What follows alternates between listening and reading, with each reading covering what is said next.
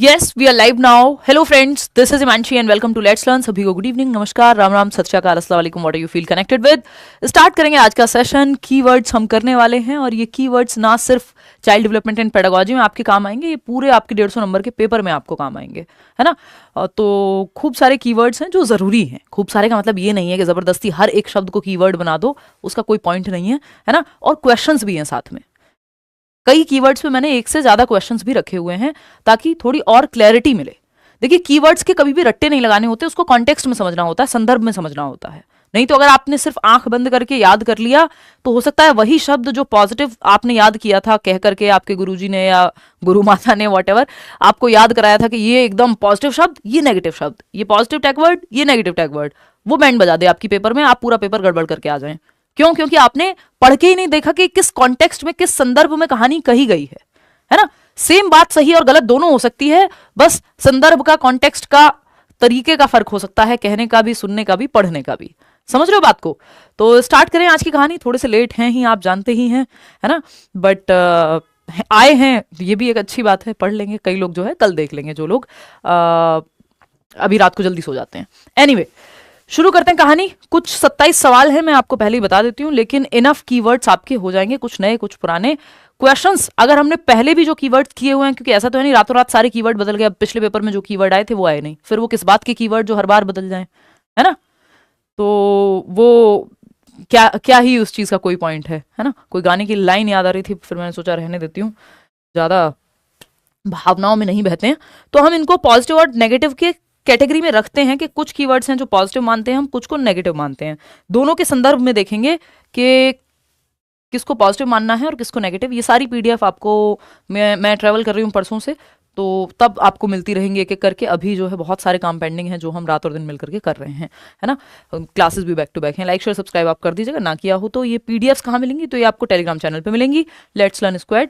थोड़ा सा रुक जाइए 2-4 दिन, और पूरे नोट्स भी अपडेट हो रहे हैं, वो भी आपको जल्दी ही मिल जाएंगे। शुरुआत करते हैं यहाँ से और समझते हैं कि एक तरफ एक पॉजिटिव वर्ड है, एक तरफ एक नेगेटिव वर्ड है। अगेन पूरी तरह से नेगेटिव कई बार हो सकता है कि कुछ शब्द कॉन्टेक्स्ट यानी संदर्भ में बदल जाएं, गिरगिट निकलें, पॉसिबल है। ठीक, तो जो पहला कीवर्ड है वो है फंक्शनल फिक्सनेस। ये सालों साल से क्वेश्चन आता रहा है। आप 2011 से आज तक अगर आप एनालाइज करेंगे, 2011 से सीटेट शुरू हुआ, आज 2025 चल रहा है, 26 में आप पेपर देने जा रहे हैं, तो आपको दिखेगा कि ये सवाल पता नहीं कितनी बार आया है जहां पे फंक्शनल फिक्सनेस की बात हुई है, जिक्र हुआ है। तो फंक्शनल फिक्सनेस, जिसको हम कहते हैं प्रकार्यात्मक स्थिरता, है ना, या कार्यात्मक स्थिरता, ये अपने आप में नेगेटिव है। किसी भी कॉन्टेक्स्ट में फंक्शनल फिक्सनेस पॉजिटिव नहीं होता बशर्ते नॉट ना लिखा हो। अगर वर्ड में या क्वेश्चन में नॉट लिखा है कि कौन सा सही नहीं है, तो फंक्शनल फिक्सनेस होगा। Other than that functional fixedness negative ही है, रेड से इसीलिए लिखा हुआ है इसको। प्रॉब्लम सॉल्विंग की जब हम बात करते हैं तो इसका जस्ट ऑपोजिट अगर हम देखें, या कॉन्ट्रास्ट में अगर हम देखें, तो प्रॉब्लम सॉल्विंग यानी समस्या समाधान, ये अपने आप में एक पॉजिटिव कीवर्ड है, अपने आप में एक पॉजिटिव टैग वर्ड है, जिसको आप पॉजिटिवली देख सकते हैं। 57% लोग सही जवाब दे रहे हैं फर्स्ट ऑप्शन। चलिए अभी देखते हैं फर्स्ट ऑप्शन कैसे सही जवाब दे रहे हो यार। आप शर्म वरम कर लो थोड़ी बहुत, कैसे हो सकता है फर्स्ट ऑप्शन। चलिए सवाल पढ़ते हैं, गलत ही दे रहे हो आप जवाब। मुझे तो आपसे उम्मीद थी कि आप सही जवाब दे रहे होगे। ये 19 कैसे हुआ है बस ये नहीं पता। क्वेश्चन नंबर 1 है ये, ठीक। In order to advance problem solving skills of learners, teachers should encourage dash and should promote dash thinking among learners. यानी शिक्षार्थियों के अंदर समस्या समाधान कौशलों को उन्नत करने के लिए शिक्षकों को डैश को प्रोत्साहित करना चाहिए और शिक्षार्थियों के बीच डैश के चिंतन को बढ़ावा देना चाहिए। देखिए, प्रॉब्लम सॉल्विंग को प्रोत्साहित करना होता है, फंक्शनल फिक्सडनेस को नहीं। समझ रहे हो? प्रॉब्लम सॉल्विंग तो आपकी चाइल्ड सेंटर्ड एजुकेशन भी कह रही है, बाल केंद्रित शिक्षा, के प्रॉब्लम सॉल्वर बनाओ आप बच्चे को। वो जो आइडियल मॉडल है आपका प्रॉब्लम सॉल्विंग का, उसको अप्लाई कराओ। जैसे भी कर रहे हैं बच्चे को प्रॉब्लम सॉल्वर बनाओ, क्योंकि लाइफ में प्रॉब्लम्स आएंगी, सोसाइटी में प्रॉब्लम्स हैं, प्रेजेंट लाइफ में प्रॉब्लम्स हैं, बच्चा प्रॉब्लम सॉल्वर बने। प्रॉब्लम सॉल्वर बनना अच्छी बात है, एनकरेज करना है। Should encourage what? कहीं लिखा हुआ है प्रॉब्लम सॉल्विंग या कुछ कहीं कुछ पॉजिटिव दिख रहा है आपको? Should encourage dash and should promote dash thinking among learners. अगर प्रॉब्लम सॉल्विंग स्किल्स को, समस्या समाधान कौशलों को, कि समस्या का समाधान करना बच्चा खुद से सीख जाए, आपको बढ़ावा देना है। तो जब यहां पे रेड लिखा हुआ है कि फंक्शनल फिक्सनेस जो है नेगेटिव टर्म है, नेगेटिव कीवर्ड है, नेगेटिव टैग वर्ड है, तो इसको क्यों आप इसके पीछे पड़े हो? प्रॉब्लम सॉल्विंग में कैसे हेल्प करेगा ये? तो ये तो नहीं आएगा। देखिए फंक्शनल फिक्सनेस है क्या, अभी उसको समझते हैं। कार्यात्मक स्थिरता यानी फंक्शन करने का तरीका आपका फिक्स हो गया है ना। आप बढ़ती उम्र में लोगों को स्पेशली देखते हैं, उनके तरीके सेट हो जाते हैं। उनको लगता है जो तरीका आज से 15 साल पहले काम कर रहा था वही तरीका काम करेगा पेरेंटिंग का भी आज, जबकि जमाना बदल गया, दुनिया बदल गई, बच्चे बदल गए, है ना। आप माँ बाप फिर भी वही कह रहे हैं, नहीं नहीं बेटा, बच्चा जो शादी के लिए लड़का तो जो है या लड़की तो जो है क्या है, अपनी जाति, अपना धर्म, अपने कास्ट उसमें भी देख लेना, ये चीजें और देख लेना, सरकारी नौकरी वाला चाहिए, फलाना ढिमका, वो एक ही ढर्रे पे हैं। फिर जैसे जैसे आप देखते हैं कि बच्चा तो जो है शादी करने को तैयार नहीं है, फिर एक स्थिति ये आ जाती है, वो कहते हैं बेटा इंटरकास्ट ही देख लो, है ना, बेटा ये भी देख लो, बेटा वो भी कर लो, अच्छा ये वाली नहीं, ये वाली जाति चल जाएगी। तो देख रहे हो फंक्शनल फिक्सनेस क्या थी, मजाक में जवाब वो दे रही हूं एग्जांपल। फंक्शनल फिक्सनेस कहां थी कि एक ही तरीका है, बस एक ही तरीके पे अटके थे कि किसी प्रॉब्लम को सॉल्व करने का एक ही तरीका है। बाद में आप देखते हैं बदल जाते हैं, वो मल्टीपल तरीके हैं भाई। तो फंक्शनल फिक्सनेस है कि कुछ भी समस्या है बस फोन की वजह से हो रही है ना, एक ही तरीके से किसी प्रॉब्लम को सॉल्व करेंगे। हमेशा क्या एक ही तरीका काम करेगा सारी प्रॉब्लम को सॉल्व करने पे? कि आज से 50 साल पहले जो तरीका काम कर रहा था वही तरीका काम करेगा? आज से 50 साल पहले जिस करियर की हम बात कर रहे हैं वो करियर एग्जिस्ट भी नहीं करता था। अगर मैं और आप ऐसे कनेक्ट होकर के यूट्यूब पर पढ़ाई हो सकती है, कहां, कौन सा यूट्यूब 50 साल पहले और कौन सा ये वाला करियर, है ना, कौन यूट्यूबर, है ना, या कौन यूट्यूब एजुकेटर। तो अगर सेम तरीके पे चलते रहेंगे, नहीं नहीं पढ़ाई तो सिर्फ ऑफलाइन ही होगी, तो ये फंक्शनल फिक्सनेस है, ये समस्या के समाधान में बाधा बनेगी कि कोई भी प्रॉब्लम आपके सामने है और आप एक ही तरीके से सॉल्व करना चाहते हैं। प्रॉब्लम सॉल्विंग में फ्लेक्सिबिलिटी होनी चाहिए, मल्टीपल तरीके आप अपनाएं, तो ये तो नेगेटिव हो जाएगा। प्रॉब्लम सॉल्विंग इससे तो नहीं होने वाली। डाइवर्जेंट थिंकिंग पॉजिटिव है कि कई दिशाओं में सोचना, लेकिन क्योंकि एक ऑप्शन नेगेटिव है तो कैसे प्रॉब्लम सॉल्विंग में बाधा बनेगा? ये तो फंक्शनल फिक्सनेस नहीं प्रमोट कर सकते। फंक्शनल फिक्सनेस एनकरेज फंक्शनल फिक्सडनेस, कार्यात्मक स्थिरता को एनकरेज नहीं कर सकते, डिस्करेज करना है, क्योंकि इस पे बच्चा अटक जाएगा। ये रिजिडिटी है एक तरह की, है ना, कि आप मल्टीपल तरीके देख ही नहीं रहे हो, तो ये तो पॉसिबिलिटी नहीं है। डाइवर्जेंट थिंकिंग पॉजिटिव है, लेकिन आपको दोनों पॉजिटिव चाहिए भाई। डाइवर्जेंट थिंकिंग तो चलो दिशाओं में सोचना यहां सही था, तो ये तो नहीं हो सकता। अगर एक भी नेगेटिव है तो दोनों ऑप्शन हमें पॉजिटिव चाहिए थे, है ना। तो आप इसके साथ नहीं जा सकते फर्स्ट ऑप्शन के साथ, ये जो कूद कूद के आप जवाब देने में लगे हुए हैं फर्स्ट ऑप्शन का। सेकंड है मीन्स एंड एनालिसिस। देखिए प्रॉब्लम सॉल्विंग में मीन्स एंड एनालिसिस पॉजिटिव बात होती है, जैसे डाइवर्जेंट थिंकिंग पॉजिटिव होती है कि दिशाओं में सोचना, अपसारी चिंतन। तो ये अपसारी चिंतन पॉजिटिव है, साधन अंत विश्लेषण पॉजिटिव है, लेकिन ये अभिसारी चिंतन प्रॉब्लम सॉल्विंग के लिए बाधा बनता है। कार्यात्मक स्थिरता बाधा बनती है। तो अगर एक भी ऑप्शन नेगेटिव है तो हम इसके साथ नहीं जा सकते। मीन्स एंड एनालिसिस होता है एक बड़ी सी प्रॉब्लम है, उसको टुकड़ों में तोड़ करके आप साधन बना रहे हैं, टुकड़ों में तोड़ करके प्रोसेस के थ्रू जाना, एक बड़ी प्रॉब्लम जो कि साध्य है उस तक पहुंचने के लिए। भाई आपको पेपर क्लियर करना है, तो आप देख रहे हैं कि 15 नंबर में 5 नंबर में इंक्लूसिव एजुकेशन कर लूंगी, 10 नंबर में ये कर लूंगी, ये चीज यहां से पढ़ लूंगी, तो आप पार्ट्स में तोड़ रहे हैं एक बड़ी प्रॉब्लम को कि पेपर क्लियर हो जाए, जो कि अच्छी बात है। Means end analysis problem solving में हेल्प करता है। वर्बलाइजेशन, क्योंकि कन्वर्जेंट थिंकिंग हेल्प नहीं करती, यानी सिकुड़ते हुए दायरों में सोचना, दिशाओं में सोचेंगे तो अच्छा होगा। Verbalisation is good, verbalisation is a positive thing, कि आप वर्बलाइज कर रहे हैं, मौखिकीकरण, अपनी प्रॉब्लम को और डिटेल में समझ रहे हैं। जब आप खुद से बात करते हैं, प्रॉब्लम को समझते हैं, खुद से बोल बोल के कई बार आप चीजें खुद को ही समझा रहे होते हैं, तो आपकी प्रॉब्लम सॉल्व होने में हेल्प होती है। ये बात एकदम सही है। आप जैसे प्राइवेट स्पीच भी क्या है, डायरेक्शन देती है व्यक्ति को, तो मौखिकीकरण वैसा ही है। सदृश्यात्मक यानी एनालॉजिकल थिंकिंग, ये भी एकदम पॉजिटिव चीज है।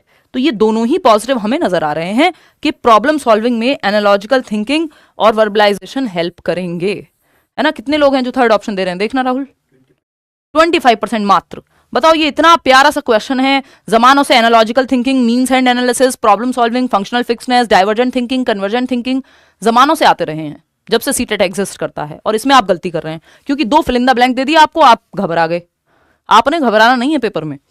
बिलीफ परसेवरेंस, यानी एक ही विश्वास पकड़ लिया, नहीं नहीं मुझे तो इसी तरीके से चलना है ना भाई, ये नहीं, ये तो सब कुछ, ये नहीं तो कोई नहीं। जीवन में बना लो, किसी भी व्यक्ति को बना लो, फिर तो आपने जी लिया जीवन, है ना।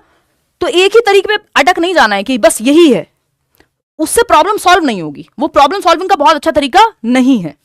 फिर आता है रेसिप्रोकल थिंकिंग अमंग लर्नर्स। चलो इसमें फिर भी चल जाएगा कि परस्पर वो बातचीत कर रहे हैं, तो इसको हम फिर भी कह देंगे, इसके साथ चले जाएंगे। लेकिन ये बिलीफ परसेवरेंस एक तरह से इसी का पार्ट है फंक्शनल फिक्सनेस का, कि आप एक ही तरीके पर अटक गए हैं, दुनिया यहीं खत्म होती है, यहीं शुरू होती है, तो फिर आप जीवन भर दुखी रहेंगे, है ना। समझ रहे हो? तो इसमें कहां समस्या आ रही है मुझे ये बताओ, क्लियर है ये? क्लियर है, कोई बात नहीं। देखो, तो हमें फंक्शनल फिक्सनेस के साथ नहीं जाना, ये अपने आप में नेगेटिव टर्म है जब तक नॉट ना लिखा हो। प्रॉब्लम सॉल्विंग की तरफ जाना है, प्रॉब्लम सॉल्व करनी है, जिसमें means end analysis is a good thing. Functional fixedness के साथ आप मीन्स एंड एनालिसिस अच्छा है, डाइवर्जेंट थिंकिंग अच्छा है, एनालॉजिकल थिंकिंग। एनालॉजी क्या होती है? वर्बलाइजेशन तो हमने आपको बता दिया कि भाई आप वर्बलाइज करके समझ रहे हैं उस समस्या को, मौखिकीकरण करके, खुद से बोल करके, लिख करके, जैसे भी एक्सप्लेन करके अपने आप को। मौखिकीकरण में क्या होता है? वर्बलाइज कर रहे हैं, आप समझ रहे हैं, वर्बली समझने की कोशिश कर रहे हैं, खुद से बात कर रहे हैं मे बी, है ना। There are multiple ways of verbalisation also. Analogical thinking है, समानता ढूंढ रहे हैं कि कभी आपने इस तरह की कोई समस्या सॉल्व की थी, उसमें आपने ये कॉमन चीजें लगाई थी और वो कॉमन चीजें उठा करके आप नई सिचुएशन में लगा रहे हैं। तो एनालॉजी अच्छी होती है, समानता अच्छी होती है। जैसे मैं कहूं हमारी आंख कैमरे के जैसी है, तो ये एनालॉजी है, समानता मैंने ड्रॉ की है दो चीजों में, है ना, कि हेलीकॉप्टर और बर्ड के उड़ने में समानता है, दो अलग चीजें हैं लेकिन समानता उड़ने में है। तो ये जो एनालॉजिकल थिंकिंग है ये हेल्प करती है, समानता, कुछ चीजों की समानता आपको ढूंढनी होती है जो प्रीवियसली आपके लिए काम की गई हूं, काम करी हूं किसी भी चीज में, समझ रहे हो। तो ये फंक्शनल फिक्सनेस एकदम नेगेटिव टर्म है। कन्वर्जेंट थिंकिंग भी कोई हेल्प नहीं करती आपकी प्रॉब्लम सॉल्विंग में। Problem solving is good, problem solving को बढ़ावा देना है आपको। आपका मीन्स एंड एनालिसिस पॉजिटिव है, यानी पार्ट्स में तोड़ के समस्या का समाधान ढूंढना, वर्बलाइजेशन, एनालॉजिकल थिंकिंग, ये सब पॉजिटिव है। आगे बढ़ेंगे नेक्स्ट क्वेश्चन पे। क्वेश्चन नंबर 2 देखिएगा, कंपटीशन को बढ़ावा नहीं देना। कंपटीशन एक रेड फ्लैग है आजकल के जमाने में, आप जानते ही हैं, रेड फ्लैग ग्रीन फ्लैग का जमाना है ना। रेड फ्लैग मतलब खराब, दूर जाना है आपको, ऐसी चीजों से बचना है जीवन में। और ग्रीन फ्लैग या ग्रीन फॉरेस्ट टाइप की चीजों के पास आपको जाना है। तो ग्रीन फ्लैग जो है हमारे यहाँ कोऑपरेशन मानते हैं हम एजुकेशन में, यानी सहयोग देना या सहयोग करना। बच्चों को अगर आप सहयोग करना सिखा रहे हैं तो एक ग्रीन फ्लैग बात है, यानी पॉजिटिव टर्म है, पॉजिटिव कीवर्ड है, पॉजिटिव टैग वर्ड है। इसके साथ आपको चले जाना है पेपर में अगर कुछ समझना आ रहा हो तो। कोऑपरेट करना कभी भी नेगेटिव नहीं होगा, प्रॉब्लम सॉल्वर बनाना बच्चे को नेगेटिव नहीं होगा, लेकिन कॉम्पीट कराना बच्चे को, कॉम्पिटिशन को बढ़ावा देना, आपका फंक्शनल फिक्सनेस को बढ़ावा देना, ये सब नेगेटिव बातें हैं। कंपटीशन यानी प्रतिस्पर्धा, इससे आपको बचाना है बच्चे को। कट थ्रोट कंपटीशन नहीं कराना है, गला काट प्रतिस्पर्धा। कंपटीशन कराइए बच्चे का खुद से, ना कि उसके दोस्तों से या बाकी बच्चों से। तो क्वेश्चन पढ़ लेते हैं। Cooperative learning strategies focus on, यानी सहयोगात्मक अधिगम शैलियां जो हैं वो किस बात पे फोकस करती हैं? सहयोगात्मक मतलब जहां बच्चे ग्रुप में एक दूसरे का सहयोग करके सीख रहे हो। पहला ऑप्शन है students competing with each other. हमने तो देख लिया ऊपर पहले ही कि कंपटीशन क्या है। कंपटीशन जो है एकदम नेगेटिव टर्म है, विद्यार्थियों को आपस में प्रतिस्पर्धा कराना कोई बहुत अच्छी बात नहीं है। अब कई लोग कहेंगे कंपटीशन तो हमें बेटर बनाता है, कंपटीशन से तो हम अच्छे बन जाते हैं, फलाना ढिमका ये वो। देखिए कुछ लोगों के लिए ये बहुत अच्छा कारगर हो सकता है, लेकिन अंत में कंपटीशन का ऐसा कोई बाद में लड्डू नहीं मिलते। लॉन्ग रन में बच्चे के अंदर जो नेचुरल टैलेंट है वो दब जाता है कई बार। तो कुछ लोगों के लिए अच्छा हो सकता है, या हेल्दी कंपटीशन को आप थोड़ा बहुत प्रमोट कर सकते हो, बट पेडागोजिकली हम इसको बहुत पॉजिटिव नहीं मानते हैं, नेगेटिव ही मानते हैं हम कंपटीशन को। ठीक, तो students helping one another to learn, ये बात सही है। कोऑपरेशन, सहयोग, कोलैबोरेशन, कोऑपरेशन, ये शब्द जो है आपके लिए अच्छे हैं कि बच्चे सहयोग, प्रोजेक्ट वर्क कर रहे हैं ग्रुप में, किसी प्रॉब्लम को सॉल्व कर रहे हैं, तो अच्छा है। साइंटिस्ट मिलकर जो है मिशन ग्रुप में करते हैं, है ना। स्पाई वो लोग भी ग्रुप में काम करते हैं, अभी मूवी आई है धुरंधर।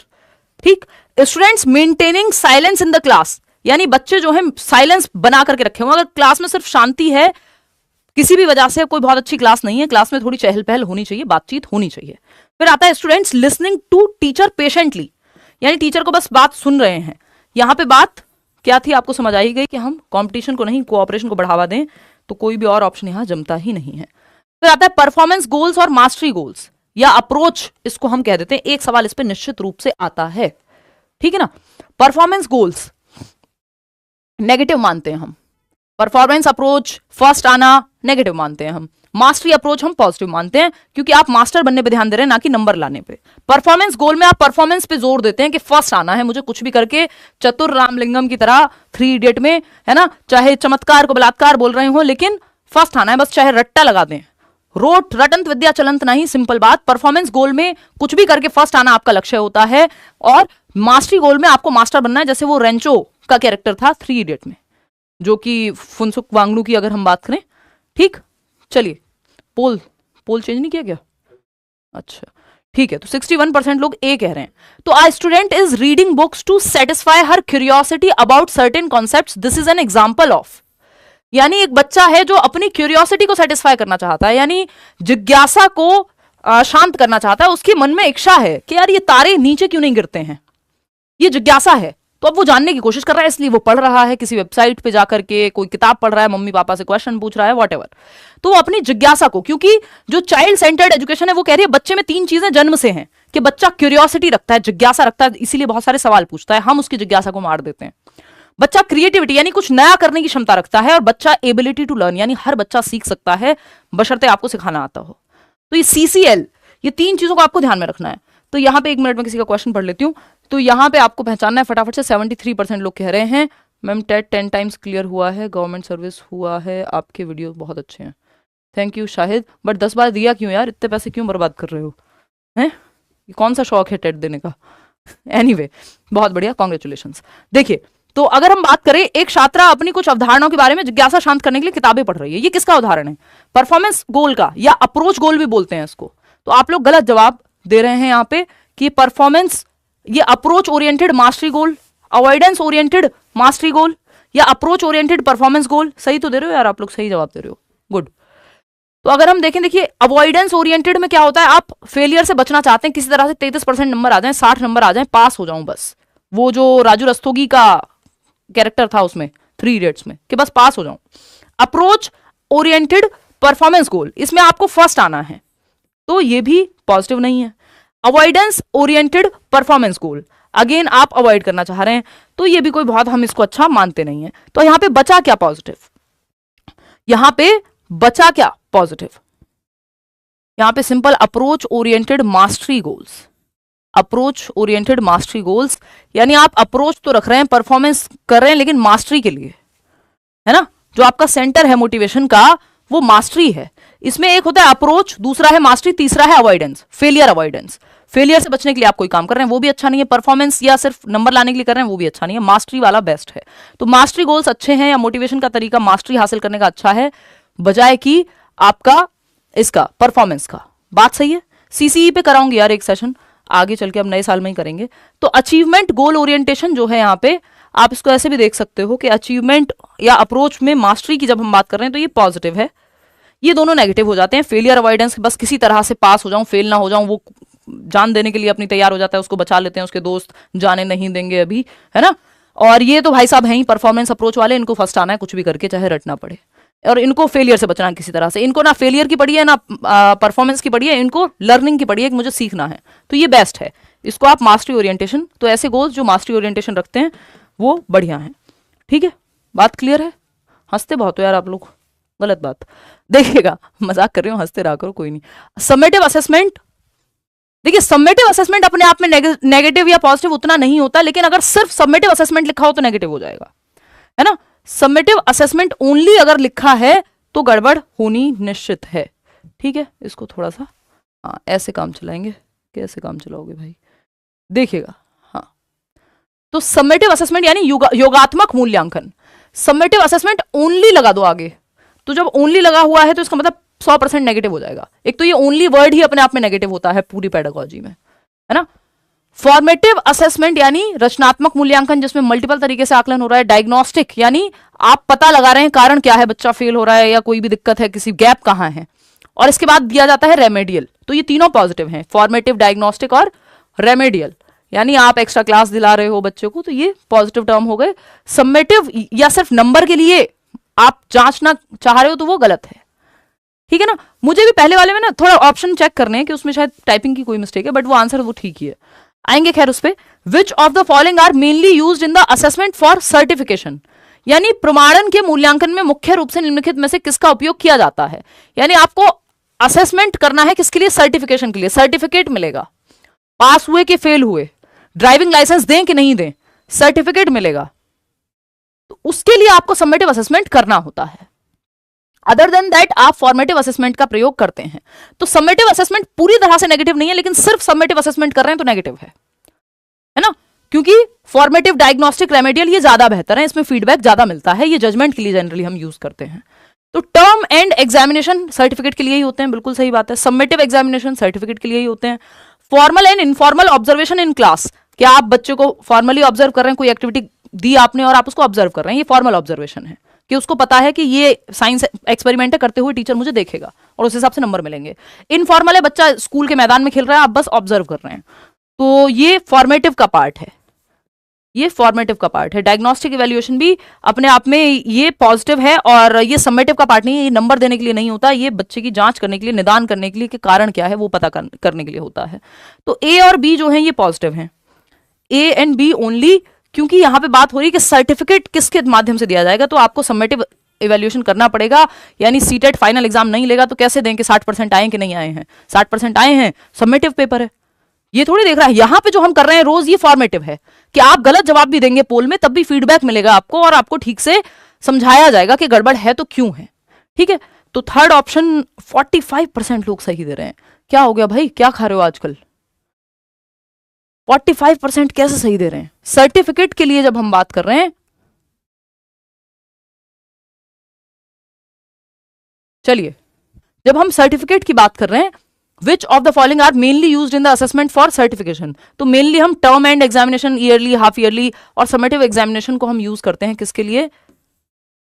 जैसे आप ड्राइविंग लाइसेंस बनवाने जाइए, लर्नर्स लाइसेंस भी आपको तब मिलेगा जब लर्नर्स के बाद जो बेसिक एक प्रोसेस होती है वो भी तब मिलेगा जब आप वो बेसिक प्रोसेस भर दोगे, और फिर फाइनल में तो आपको फाइनल टेस्ट देना ही है। ठीक है ना, तो ये एक बात है। फॉर्मल एंड इनफॉर्मल ऑब्जर्वेशन की जब हम बात कर रहे हैं, या ये फॉर्मेटिव में काम आएंगे, तो ए एंड बी ओनली। तो सिर्फ देखिए समेटिव, मैं इससे क्या बताना चाहती हूँ कि समेटिव पूरी तरह से गलत नहीं है, लेकिन सिर्फ समेटिव असेसमेंट अगर हो रहा हो तो गलत है। फॉर्मेटिव, डायग्नोस्टिक, रेमेडियल ज्यादा बेहतर है। सर्टिफिकेट चाहिए हो तो समेटिव बेटर है। तो ये अपने आप में नेगेटिव नहीं है, इस बात को ध्यान रखिएगा। सिर्फ समेटिव ही कर रहे हैं तो नेगेटिव है, क्योंकि इसका पर्पज है। अब आते हैं, ये अपने आप में बहुत ही महत्वपूर्ण कॉन्सेप्ट हो जाता है, रॉन्ग कॉन्सेप्शंस या ऑल्टरनेटिव कॉन्सेप्शंस का। इस पे हम 2 सवाल करेंगे क्योंकि उससे क्लैरिटी आएगी।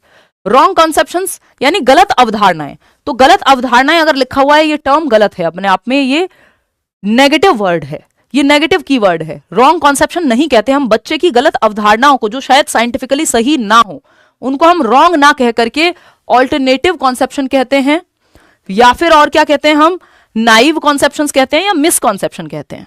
यहां पे आप ये देख पा रहे हो कि हम रॉन्ग कॉन्सेप्शन नहीं कहते। गलत कॉन्सेप्शन का मतलब क्या? कॉन्सेप्ट। रॉन्ग का मतलब गलत, तो गलत कॉन्सेप्ट हम नहीं कहते। ये लेबलिंग हो जाएगा, बच्चे पे लेबल लगाना हो जाएगा, ठप्पा लगाना हो जाएगा, और लेबलिंग आपको नहीं करनी है, लेबल नहीं करना बच्चे को। ये तो सिंपल है। एक और कीवर्ड आपको एक्स्ट्रा में बता दिया है। ऑल्टरनेटिव कॉन्सेप्शन एक अच्छी बात है, इसको वैकल्पिक अवधारणा बोलते हैं, कि सोचने का तरीका है वैकल्पिक। आप ऐसे सोचते हैं, बच्चा वैकल्पिक रूप से ऐसे सोचता है। मिसकॉन्सेप्शन भी बोल सकते हैं इसको, और नाइव कॉन्सेप्शंस भी बोल सकते हैं, कि बच्चे की सहज अवधारणाएं हैं जो उसने अपने अनुभव के आधार पर बना ली हैं। जरूरी नहीं उसमें लॉजिक हो या वो साइंटिफिक हो। जैसे बच्चे का ये कहना कि मैंने तो हरे रंग का भी पानी देखा है, इसका मतलब बच्चे ने अपने अनुभव के आधार पर एक ऑल्टरनेटिव कॉन्सेप्शन, एक मिसकॉन्सेप्शन, एक नाइव कॉन्सेप्शन बनाया है। बेशक साइंटिफिकली ये बात ट्रू ना हो, लॉजिकली ट्रू ना हो कि वाटर तो कलरलेस होता है, तो ये डिस्कशन के थ्रू जब क्लास में चैलेंज किया जाएगा या चर्चा होगी इस पे, तो ये ठीक हो जाएंगे।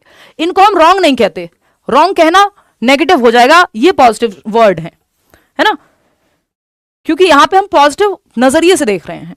चलिए खैर, एक सवाल और सॉल्व कर लेते हैं तो आपको इस चीज की क्लैरिटी थोड़ी ज्यादा आ जाएगी।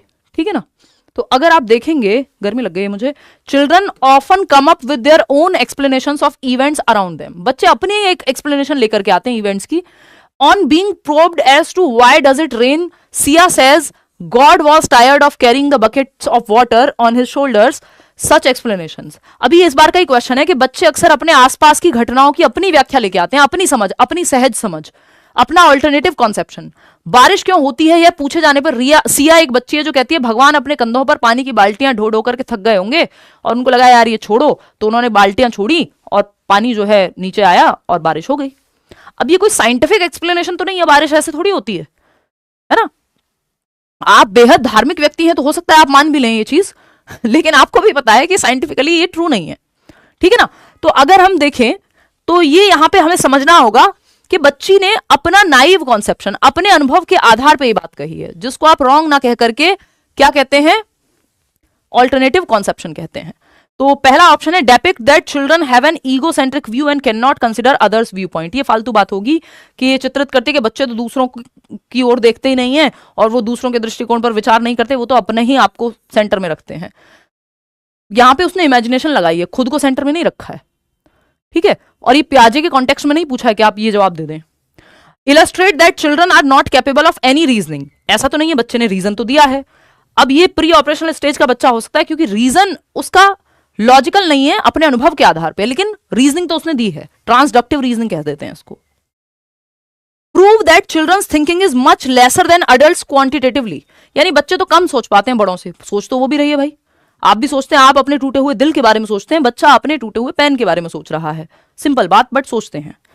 और क्वालिटेटिवली अलग होती है बच्चे की जो चिंतन है, गुणात्मक रूप से, ना कि क्वांटिटेटिवली, मात्रात्मक सेम है। कि पियाजे भी कहते हैं कि amount is same, kind is different, यानी मात्रा सेम है, प्रकार अलग है सोचने का बच्चे का। तो ऑप्शन ही एक बचता है। Indicate that children have naive understanding rooted in their cultural context with which they try to understand events, यानी उनकी संस्कृति में जो कहानियां उन्होंने सुनी हैं उसके आधार पे वो अपने अनुभव जुटा करके और जवाब देते हैं, जो कि सही है। तो इसको रॉन्ग कॉन्सेप्शन नहीं कहेंगे, ऑल्टरनेटिव या नाइव कॉन्सेप्शन या मिसकॉन्सेप्शन कहेंगे। तो fourth option is the right answer over here. Clear है बात, कोई दिक्कत परेशानी? 71% लोग सही जवाब दे रहे हैं। एक सवाल और अगर हम करें कि मिसकॉन्सेप्शन को अगर आप कैसे देखेंगे, तो एक क्वेश्चन और कर लीजिए, है ना, और आप जवाब दीजिए। इतने में ये जैकेट निकाल के रख देती हूँ क्योंकि ये जो है गर्मी मुझे लग रही है अभी।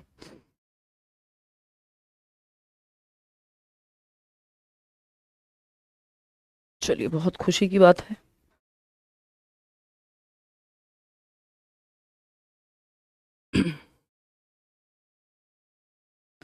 बहुत बढ़िया।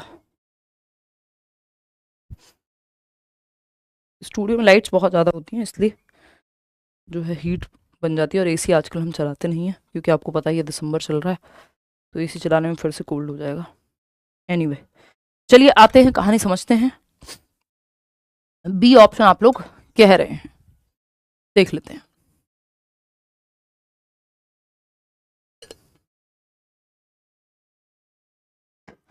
देखिएगा, ये एक सेशन अगर आप ठीक से देख लेते हैं तो मुझे लगता है कि आपके बहुत सारे क्वेश्चन पेडागोजी में गलत नहीं होंगे, बहुत सारे नंबर आप बचा सकते हैं, और सारे ही सब्जेक्ट में, ऐसा नहीं कि सिर्फ सीडीपी में ही, चाहे वो हिंदी पेडागोजी हो, इंग्लिश पेडागोजी हो, मैथ्स हो, ईवीएस हो, एसएसटी हो, साइंस हो। मिसकॉन्सेप्शंस आर, या मिसकॉन्सेप्शन क्या होते हैं? 89% लोग सही जवाब दे रहे हैं। अनयूजुअल टू गेट फाउंड, भाई बहुत यूजुअल है, विद्यार्थियों में पैदा होना असामान्य बात नहीं, सामान्य बात है, इसको नॉर्मली मानना है हमको। Normal part of learning process, बिल्कुल सही बात है। जैसे एरर्स क्या है? पार्ट ऑफ लर्निंग है, एरर्स पार्ट ऑफ लर्निंग है, त्रुटियां सीखने का हिस्सा है, गलती करना नॉर्मल है बच्चे का, है ना। तो सेकंड ऑप्शन सही है यहाँ पे। प्योरली इलॉजिकल एंड बेसलेस, नहीं नहीं, वो उसके एक्सपीरियंस के आधार पे उसने बनाया है, कल्चरली जो कहानी सुनी है उसने अपनी संस्कृति में, वो उसने बनाया है उसके आधार पे। Hindrance to teaching learning process, नहीं, ये तो हेल्प करेगा कि आपको पता लग जाएगा कि बच्चा कैसे सोचता है, तो आप सही से लॉजिकली डिस्कशन करा पाएंगे। अब लर्निंग हो, सोशलाइजेशन हो, डेवलपमेंट हो, इन सबको प्रोडक्ट के रूप में या लीनियर प्रोसेस के रूप में नहीं देखना। किसके रूप में देखना? प्रोसेस या स्पाइरल के रूप में देखना, एक स्पाइरल प्रोसेस के रूप में देखना। ये एक नंबर का सवाल है, बहुत जगह पे आता है, हर बार आता है, इस बार भी आया हुआ है, आगे भी आएगा ही। प्रोडक्ट एक अपने आप में नेगेटिव वर्ड है कि प्रोडक्ट के रूप में किसी प्रोसेस को देखना या लीनियर रूप में देखना। प्रोसेस मानना किसी भी प्रक्रिया को, चाहे वो लर्निंग हो, डेवलपमेंट हो, या आपका सोशलाइजेशन हो, यानी सामाजिकरण की प्रक्रिया हो, सीखने की प्रक्रिया हो, चाहे वो किसकी प्रक्रिया हो, खुद बताओ, मैं क्यों बताऊं, अधिगम की प्रक्रिया हो, ठीक है ना, या विकास की प्रक्रिया हो। तो प्रोसेस और स्पाइरल की जब हम बात करते हैं तो कॉम्प्लेक्स होती है कोई भी प्रोसेस, आगे पीछे जाती है। लीनियर स्ट्रेट लाइन होती है, स्ट्रेट लाइन कोई भी प्रोसेस नहीं हो सकती। तो पहला ऑप्शन आपके सामने है अजर्शन, यानी एक कथन है, a teacher should present information in disconnected chunks and not give any reference to previous concepts once those have been tested. अगर टेस्ट हो गया पुराने खंडों का या पुराने चैप्टर्स का, तो उनको कभी भी कनेक्ट नहीं करना चाहिए टीचर को। तो मैं तो पूरे टाइम आप देखते हो सब कुछ कनेक्ट करके पढ़ाती हूँ कि प्याजे से जोड़ दिया, इतने साल का बच्चा है तो किसी और टॉपिक से किसी और टॉपिक को जोड़ दिया, जो कि जरूरी है। डिस्कनेक्टेड चंक में अगर आप पढ़ाएंगे तो फिर बच्चे को दिक्कत होगी अपनी समझ बनाने में, क्योंकि वो रट्टाफिकेशन हो जाएगा। फिर एक चीज से दूसरी चीज कनेक्ट करनी चाहिए, प्रीवियस नॉलेज से नई नॉलेज को कनेक्ट करना चाहिए, तो ये नेगेटिव है। रीजन क्या है? Learning occurs in a linear manner. कह रहे हैं कि लर्निंग जो है एक रेखीय प्रक्रिया में होती है, इसलिए बस सीधे चलते जाओ, पीछे मत मुड़ के देखो। भाई वो तो स्पाइरल है, आगे पीछे प्रीवियस नॉलेज को आपको कनेक्ट करना पड़ेगा। तो ये दोनों ही गलत हो गए, तो both are false. Fourth option 77% लोग दे रहे हैं। एक क्वेश्चन मैं और कराती हूँ आपको, जिससे और क्लैरिटी आपको इस टॉपिक को लेकर के आएगी। तो आपको पता चल गया लीनियर कहना किसी भी चीज को या प्रोडक्ट कहना गलत है, प्रोसेस या स्पाइरल मानना सही है। एक और सवाल है, ये देखिएगा, क्वेश्चन नंबर 8। ये कहता है learning is a dash and dash process. सीखना एक कैसी प्रक्रिया है? अभी मैंने आपको बताया था कॉम्प्लेक्स और स्पाइरल है, सिंपल नहीं है, कोई रेखीय नहीं है कि आज दो कल दो चार दो, जितना आपने आज सीखा उतना ही आप कल सीखेंगे, सेम मात्रा में सेम तरीके से नहीं भाई। कई बार चीजें कनेक्ट होती है तो आप बेहतर समझ पाते हैं। तो अगर हम यहां देखें तो learning is a dash process, simple process है नहीं, लर्निंग कॉम्प्लेक्स प्रोसेस है, इंडिविजुअल प्रोसेस है नहीं, सोशल प्रोसेस है, ग्रुप में अच्छा सीखते हैं हम, कॉम्प्लेक्स प्रोसेस है बट पैसिव नहीं है, बच्चा पैसिव हो ही नहीं सकता, ये पैसिव से बड़ा नेगेटिव वर्ड कोई दुनिया में है ही नहीं कि बच्चे को आपको एक्टिव रखना है, निष्क्रिय नहीं सक्रिय रखना है, तो ये तो गलत, ये भी गलत, क्योंकि इंडिविजुअल नहीं सोशल होगी। कॉम्प्लेक्स प्रोसेस है, बिल्कुल आगे पीछे आप एक प्रोसेस सीखते हैं, एक स्विमिंग भी सीखने जाएंगे, 2 शब्द नए सीखेंगे, फिर कंफ्यूज होंगे, आप नया टॉपिक जब पढ़ रहे होंगे फिर उसको कंसोलिडेट करेंगे, प्रीवियस नॉलेज से जोड़ेंगे, नया सीखेंगे, तब जाके आगे बढ़ेंगे। तो एक स्टेज में आप आगे जाते हैं, फिर पीछे आते हैं, फिर आगे जाते हैं, कॉम्प्लेक्स है, जटिल है, सिंपल टू कॉम्प्लेक्स। एक्टिव है, और बच्चा लर्निंग में एक्टिव होना जरूरी है बच्चे का, सिंपल या लीनियर नहीं हो सकती, लीनियर अपने आप में नेगेटिव है, जो स्पाइरल प्रोसेस है, एक्टिव प्रोसेस है, वो अपने आप में सही है। तो third option is the right answer. इस बार एक कॉम्प्लेक्स क्वेश्चन आया इंट्रिंसिक और एक्सट्रिंसिक मोटिवेशन पे, वो भी मैं कराऊंगी, 2 क्वेश्चन कराऊंगी इस पे। एक्सट्रिंसिक और इंट्रिंसिक मोटिवेशन पे हमेशा एक सवाल तो आता ही है ना। इस बार 2 सवाल आए और उसमें से एक कॉम्प्लेक्स था, जो पिछली बार का पेपर अगर आप उठा के देखेंगे वो भी मैं आपको भी दिखाऊंगी। एक्सट्रिंसिक मोटिवेशन यानी बाह्य अभिप्रेरणा, यानी बाहरी अभिप्रेरणा जिसका कारण बाहर है, बाह्य अभिप्रेरणा, इसको हम नेगेटिव मान के चलते हैं, ये पूरी तरह से नेगेटिव नहीं है बट हम मान के चलते हैं। और दूसरा, हम बच्चे को बढ़ावा देने की जब बात करते हैं तो हम कहते हैं बच्चे में इंट्रिंसिक मोटिवेशन को बढ़ावा दो, ना कि एक्सट्रिंसिक को। इंट्रिंसिक मतलब आंतरिक, जिसका कारण जो है वो अंदर है, जैसे आपको कोई चीज सीखने में अच्छा लगता है, वो जॉय ऑफ लर्निंग है, तो ये इंट्रिंसिक मोटिवेशन है ना। जो सब्जेक्ट आपको पसंद है, आप खुद से पढ़ रहे हैं, चाहे नंबर मिले आपको या ना मिले, पेपर में आए या ना आए, हो सकता है आपको किसी को नॉवल पढ़ने का शौक हो, बस शौक है, उससे नंबर मिलेंगे, कहीं पे कोई कुछ मिलेगा नहीं, रिवॉर्ड मिलेगा नहीं। तो एक्सट्रिंसिक मोटिवेशन की जब हम बात करते हैं, या मैं बैडमिंटन अगर मैं पसंद करती हूं तो उसका कोई बाहरी कोई रीजन नहीं है, जब मौका मिला खेल लिए, क्रिकेट पसंद है तो मौका मिला खेल लिए, ठीक है ना। क्या कह रहे हो क्वेश्चन लेवल को लेके? 1 मिनट रुको जरा मैम, क्वेश्चन लेवल थोड़ा हाई कीजिए। यहाँ पे क्वेश्चन का लेवल इंपॉर्टेंट नहीं है भाई, ये इस बार के भी क्वेश्चन हैं ज्यादातर तो, है ना, और नए पुराने सब। अभी आपसे जवाब नहीं दिया जा रहा था, अभी एक बेसिक सा क्वेश्चन था पीछे, ठीक है ना। और जिस तरह के क्वेश्चन आ रहे हैं उसी तरह के क्वेश्चन कराए जाने चाहिए, जरूरी है, समझ रहे हो। कल कराऊंगी एक सेट अच्छा, ठीक, तो वो जरूरी है कि जिस तरह के सवाल आ रहे हैं उसी तरह के सवाल पूछे जाएंगे ना। और यहाँ पे टर्म्स का जानना, आपका नेगेटिव और पॉजिटिव टर्म को समझना जरूरी है क्वेश्चन से भी ज्यादा, क्योंकि टॉपिक जो है वो टर्म का है या कीवर्ड्स का है। तो बाह्य अभिप्रेरणा की जब हम बात कर रहे हैं तो intrinsic motivation amongst students can be increased by, देखिए आपको बढ़ावा देना इंट्रिंसिक पे ही, दोनों जुड़े हुए हैं आपस में, लेकिन आंतरिक अभिप्रेरणा को बढ़ावा देना इंटरनल मोटिवेशन को। कैसे देंगे? मटेरियलिस्टिक रिवॉर्ड देके, ये एक्सटर्नल मोटिवेशन है, बाहरी है, ये हम इंटरनल की बात कर रहे हैं। Reinforcement, punishment, focusing on Joy of learning, simple जवाब आप लोग सभी दे भी रहे हैं। अब एक काम करो, इसके आगे वाला क्वेश्चन पढ़ते हैं, फिर देखते हैं कि क्या कहा गया है। Question number 10, which of the following statements correctly describes the relationship between intrinsic and extrinsic motivation? ये इस बार पूछा हुआ सवाल है पिछली बार का, यानी निम्नलिखित में से कौन सा कथन आंतरिक और बाह्य अभिप्रेरणा के बीच, वो भी इससे पहले वाला भी पूछा ही हुआ होगा कहीं ना कहीं, या उस लेवल का होगा एटलीस्ट, समझ रहे हो। तो आंतरिक और बाह्य अभिप्रेरणा के बीच का रिश्ता क्या कहलाता है, वो पूछ रहा है हमसे examiner. Intrinsic motivation can impact extrinsic motivation, but extrinsic motivation can not impact intrinsic motivation in any possible manner. ये कहना क्या हो जाएगा? गलत हो जाएगा। अब आप इसमें घूम गए हैं। इंट्रिंसिक एंड एक्सट्रिंसिक मोटिवेशन इसीलिए पहले किंडरगार्टन किया जाता है, फिर फर्स्ट क्लास में आते हैं, है ना। पहले प्लेवे वाला निपटाओगे, अर्ली चाइल्डहुड केयर एजुकेशन निपटाओगे, फिर आओगे प्राइमरी एजुकेशन में, फिर सेकेंडरी मिडिल में जाओगे, फिर सेकेंडरी, फिर सीनियर सेकेंडरी। आप चाहते हो सीधा ही आपको बिल्कुल हवा में टांग दिया जाए। तो ये कहना कि आंतरिक अभिप्रेरणा बाह्य अभिप्रेरणा को प्रभावित कर सकती है, लेकिन बाह्य अभिप्रेरणा किसी भी संभावित तरीके से आंतरिक अभिप्रेरणा को प्रभावित नहीं करती, गलत होगा। दोनों एक दूसरे को प्रभावित कर सकती हैं। हम ये कहते हैं, ये हम इससे पहले भी बात करते थे कि भाई बाह्य अभिप्रेरणा पुश स्टार्ट के जैसी है, कि धक्का देके गाड़ी स्टार्ट कर दिया आपने, कि बच्चों को कोई काम शुरू कराना था, उसको कहते तेरे को ये मिलेगा भाई शुरू कर दे, लेकिन जब तक उसको मजा नहीं आएगा वो करने में, Joy of learning, internal motivation नहीं मिलेगी साथ में, तो वो लॉन्ग रन में आगे नहीं जाएगा। तो किसी काम को शुरू कराने में बीच बीच में थोड़ा सा मोटिवेट करने के लिए एक्सटर्नल रिवॉर्ड वगैरह आप यूज कर लेते हैं, अदरवाइज करना नहीं है।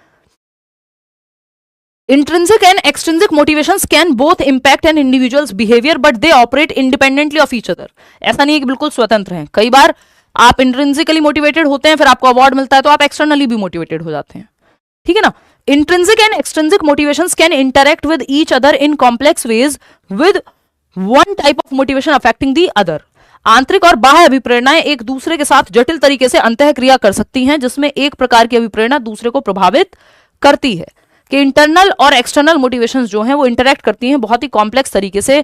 आपको हो सकता है आपको टीचिंग बहुत पसंद हो, या मुझे थी, मैंने कई साल फ्री पढ़ाया, पैसे भी आने लगे, तो अच्छा है, कोई बुरा तो है नहीं, है ना। तो इंटरनल और एक्सटर्नल मोटिवेशन जो है दोनों इंटरमिंगल होकर के काम करते हैं, और कई बार एक टाइप की मोटिवेशन जो है दूसरे टाइप की मोटिवेशन को प्रभावित करती है। क्योंकि आपको काम पसंद है, मन नहीं कर रहा होगा, तब भी आप करने आ जाओगे, है ना। कोई बाहरी रीजन हो सकता है कि यार आप लोग वेट कर रहे होगे, आपका पेपर है, हो सकता है मेरा मन ना हो पढ़ाने का, या मैं सोचूं यार रिटायरमेंट ले लेती हूँ, बहुत हो गया। फिर मुझे लगता है, या लोग आसपास जब मिलते हैं तो कहते हैं कि नहीं, बहुत सारे लोगों को फायदा हुआ है, और हमें तो आप ही समझ में आता है, फलाना ढिमका, 50 तरह की चीजें। तो ये सब देखते हुए लगता है यार हाँ, क्वालिटी भी बेटर है। तो अगर बाहर ही हो रीजन, तो कई बार आप बाहरी रीजन के लिए भी करते हो कि ठीक है यार, ड्यूटी है अपनी, पढ़ाना चाहिए, ठीक पढ़ा लेते हैं, पढ़ाना चाहिए, लोगों को हेल्प होती है। तो ये दोनों एक दूसरे को प्रभावित करती हैं कई बार, कि जब आप इंटरनली मोटिवेट नहीं हो रहे तो हो सकता है बाहरी मोटिवेशन आपको मोटिवेट कर रही हो, और जब बाहरी मोटिवेट कर रही हो तो हो सकता है इंटरनल भी आ जाए जब आप शुरू करें वो काम। तो intrinsic motivation and extrinsic motivation are mutually exclusive, ये कहना गलत होगा, या इंडिपेंडेंट होती हैं, ये कहना गलत होगा। दोनों इंटरमिंगल हैं, दोनों एक दूसरे को प्रभावित कर सकती हैं, और कॉम्प्लेक्स वेज में जुड़ी हुई हैं, हमें भी नहीं पता कितनी तरह से कैसे गुथी हुई हैं। अब आता है स्टैंडर्डाइज्ड टेस्ट, स्टैंडर्डाइज्ड मेथड। ये जो है एकदम नेगेटिव टर्म है, या रिजिड तरीका पढ़ाने का। तो स्टैंडर्डाइज्ड, चाहे वो असेसमेंट हो, इंस्ट्रक्शन हो, वो नेगेटिव हम मानते हैं उसको कीवर्ड में या टैग वर्ड में। फ्लेक्सिबल तरीके को या डिफरेंशिएटेड इंस्ट्रक्शन को हम पॉजिटिव मानते हैं। डिफरेंशिएटेड में मल्टीपल इंडिविजुअलाइज्ड लर्निंग होती है, यानी आप कई तरीके से बच्चे की नीड के हिसाब से, इंडिविजुअल डिफरेंसेस के हिसाब से पढ़ा सकते हैं, तो वो पॉजिटिव है। फ्लेक्सिबिलिटी, लचीलापन पॉजिटिव है, वो आपने सुना भी होगा, जो लोग फ्लेक्सिबल होते हैं वो बने रहते हैं, और जो ज्यादा रिजिड होते हैं वो सूखे पेड़ टूट जाते हैं जल्दी से, है ना। जिनमें लचीलापन होता है वो सर्वाइव कर जाते हैं। तो अगर हम स्टैंडर्डाइज्ड या रिजिड इंस्ट्रक्शन की बात करते हैं तो ये नेगेटिव है अपने आप में। To gain cooperation of students in classroom management are teacher should, आपको कक्षा प्रबंधन में छात्रों के सहयोग चाहिए, यानी क्लासरूम में मैनेजमेंट बना रहे, ठीक है ना, इनडिसिप्लिन क्रिएट ना हो। इसके लिए टीचर को क्या करना चाहिए? Establish strict and rigid classroom rules. देखिए, ये जो रिजिड है ये वर्ड ही अपने आप में नेगेटिव है, स्ट्रिक्ट वर्ड ही अपने आप में नेगेटिव है। Frequently complain to parents about students misbehaviour, हर चीज के लिए बाहर पेरेंट्स, टीचर, प्रिंसिपल, फलाना ढिमका, तुरंत आप देखिए ना, पहले आप क्या कर सकते हो? रेप्रीमेंड the students for not following the rules. ये रेप्रीमेंड भी अपने आप में नेगेटिव ही वर्ड है, पनिशमेंट के बराबर है कि फटकार लगा दो बच्चों में। Establish norms and rules for classroom in collaboration with students. तो आपने क्या किया? एक तो फ्लेक्सिबल तरीका अपनाया, एक स्टैंडर्डाइज तरीका नहीं अपनाया, सिर्फ पनिशमेंट की बात नहीं की, बच्चों के साथ आप ये फटकार नहीं लगाई उनको, है ना, कि पनिशमेंट नहीं लगाई, या एक ही तरीका नहीं अपनाया। आप बच्चों के साथ नॉर्म सेट कर सकते हैं कि भाई तुम क्या चाहते हो, है ना, कोलैबोरेशन में। तो वो कहेंगे थोड़ा हमें भी इंटरेक्ट करने का मौका मिले, आप भी सवाल पूछें, ग्रुप बनाएं, है ना, हमारी सीट फिक्स ना हो, रोटेशन में चलती रहे, तो फ्लेक्सिबिलिटी आ जाएगी वहां।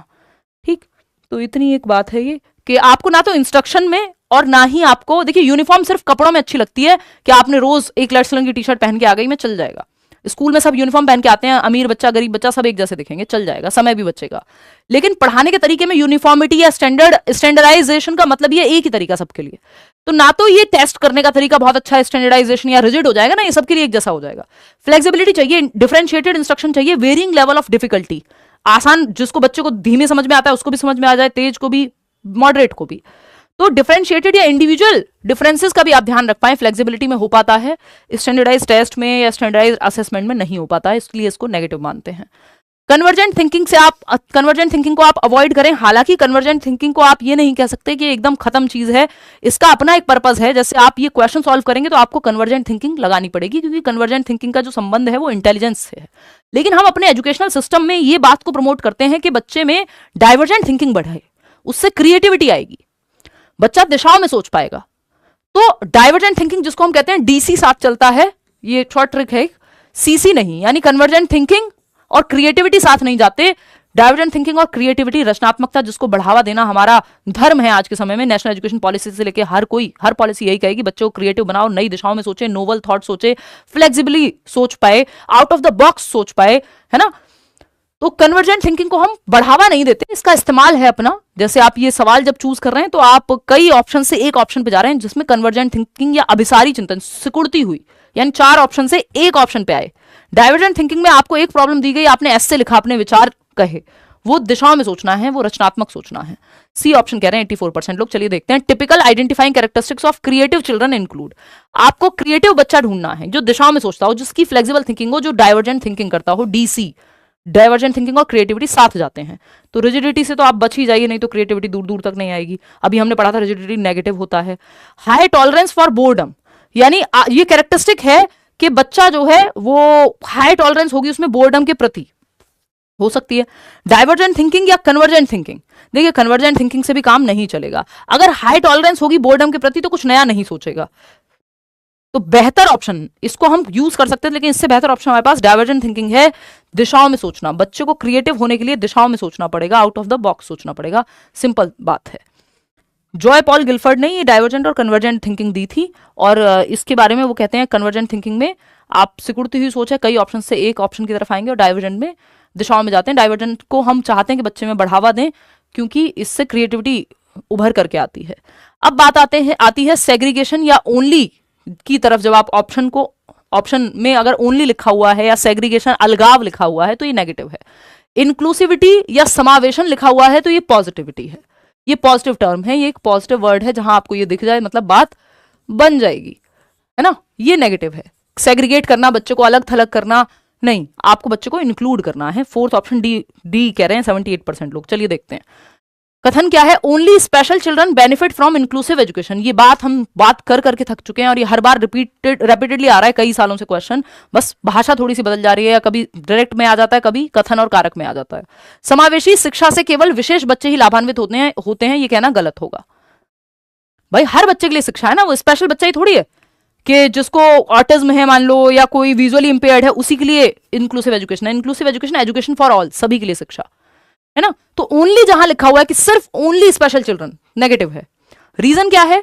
The concept of inclusive education is based on the philosophy of addressing only learners with some impairment.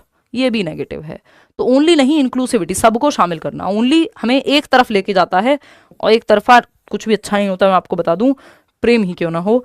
तो ये क्या है? Both ANR false. मजाक कर रही हूं, जिसको जो करना है करे अपने जीवन में, है ना। दोनों ही बातें गलत हैं।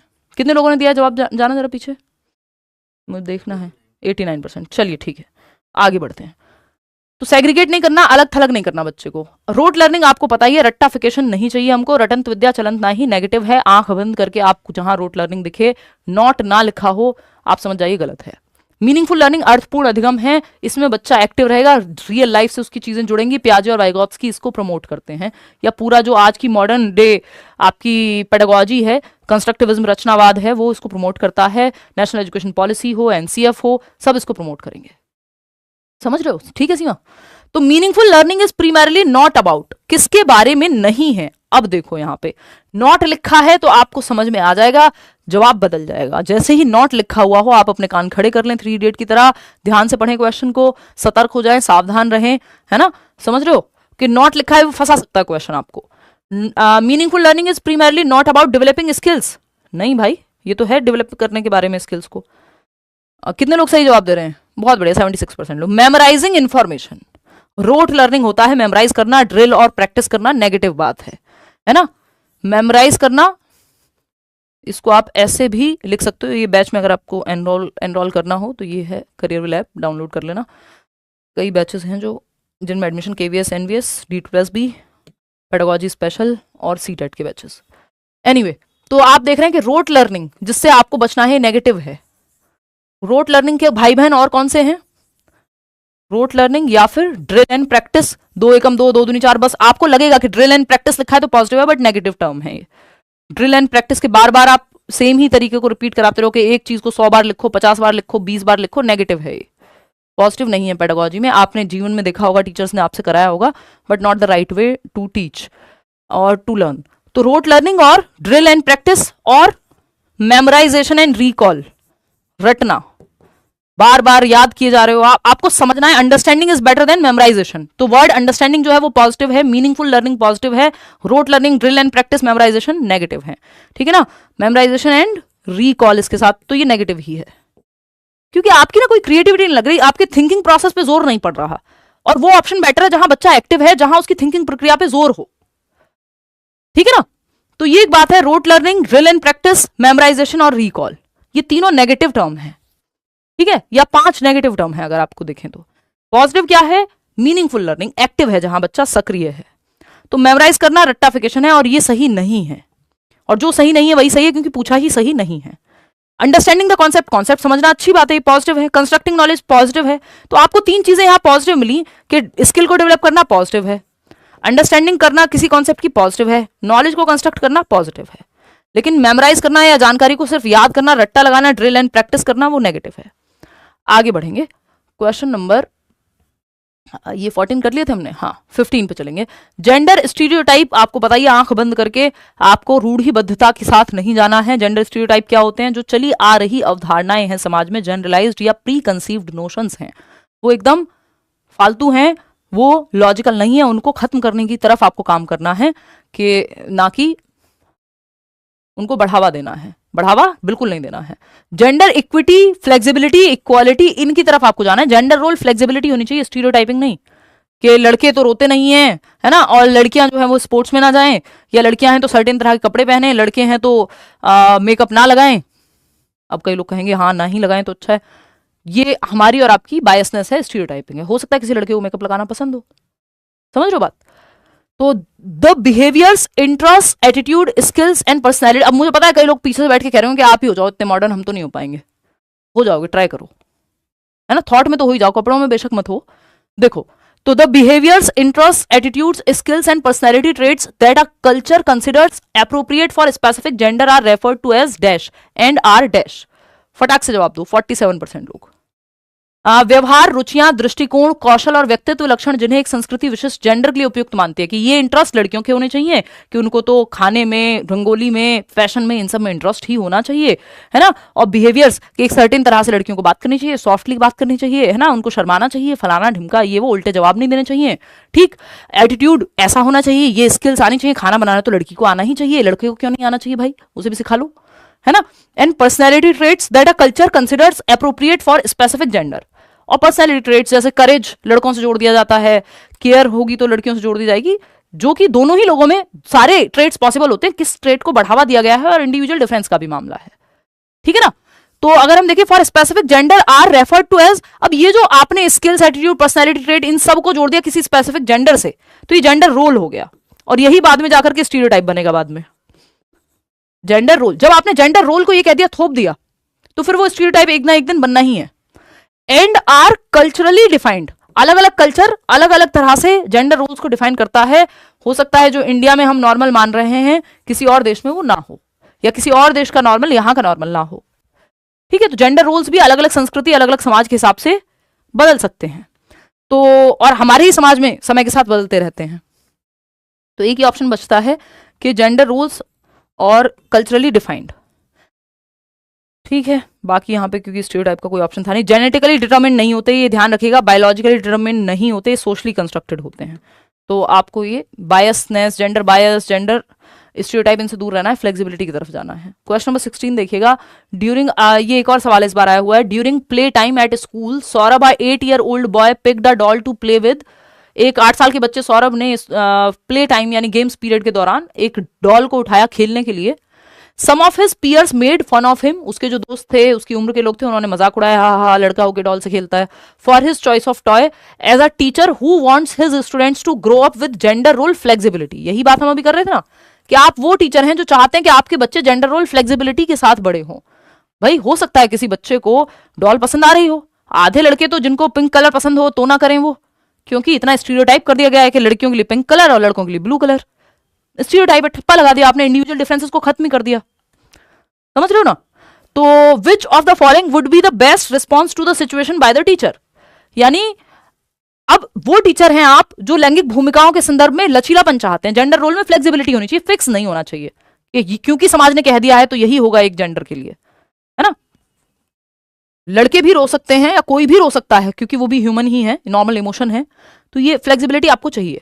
Talk to Saurabh that dolls are suitable for girls and boys should not play with dolls. आप सौरभ को कहेंगे कि बेटा लड़कियां खेलती हैं गुड़िया से, आप तो मेरे गुड्डे हो, आप तो मत खेलो, रख दो इसको, बकवास बात, एकदम स्टीरियोटाइप को आप प्रमोट कर रहे हैं, ठीक। Tell Saurabh that he should play with something else because his friends won't approve of him playing with doll. अगर आपने ये कर दिया तो आप बच्चे में बहुत ही खराब तरीके का सोशलाइजेशन करा रहे हैं कि कंफर्मिटी भर दे रहे हैं। फिर वो कभी भी जो खुद पसंद करता है वो स्टैंड नहीं लेगा उस चीज के लिए, क्योंकि आपने कहा कि तुम्हारे दोस्त अप्रूव नहीं करेंगे, इसलिए तुम ये छोड़ दो। Let Saurabh play with doll and tell other children that they can also choose any toy of their choice. Saurabh को आप गुड़िया से खेलने देंगे और बाकी बच्चों को भी कहेंगे कि दूसरे बच्चों को कहना चाहिए कि वे भी अपनी पसंद का कोई भी खिलौना उठा सकते हैं, जिसका जिस चीज से मन करे। किसी लड़की का कार से खेलने का मन है तो वो खेल सकती है, सौरभ का डॉल से खेलने का मन है तो सौरभ खेल सकता है ना। अब ये सिर्फ यहां जवाब में नहीं कि 94% लोग सही जवाब दे रहे हैं, जिस दिन जीवन में उतार लोगे तब पता लगेगा कि कितना मुश्किल है या कितना मजेदार है। डिपेंड करेगा आप कितने रीढ़ की हड्डी वाले व्यक्ति हैं। Quietly take away the doll and give a car toy to Saurabh without saying anything. बकवास बात, ठीक है। तो जेंडर रोल फ्लेक्सिबिलिटी में चीजों को, एटीट्यूड को, कपड़ों को, बिहेवियर को नहीं जोड़ना है किसी जेंडर से, अगर आपको जेंडर रोल फ्लेक्सिबिलिटी के साथ चलना है, जो कि पॉजिटिव टर्म है। नेगेटिव की जब हम बात कर रहे हैं, ये क्वेश्चंस का सीक्वेंसिंग मुझे, हाँ ठीक है। क्वेश्चन नंबर 17 देखिएगा, सोशल एक्सक्लूजन और इंक्लूजन। तो इंक्लूजन एनी डे बेटर है, सेग्रीगेशन या एक्सक्लूजन बेटर नहीं है। तो to cater to students from disadvantaged background, यानी वो बच्चे जो वंचित समूह वर्ग से आते हैं, चाहे वो आर्थिक स्थिति से, जाति के आधार पे, धर्म के आधार पे, किसी भी आधार पे समाज ने उनको हाशिए पे रखा है ना, उतने मौके नहीं मिल पाए जितने बाकी लोगों को मिल रहे थे।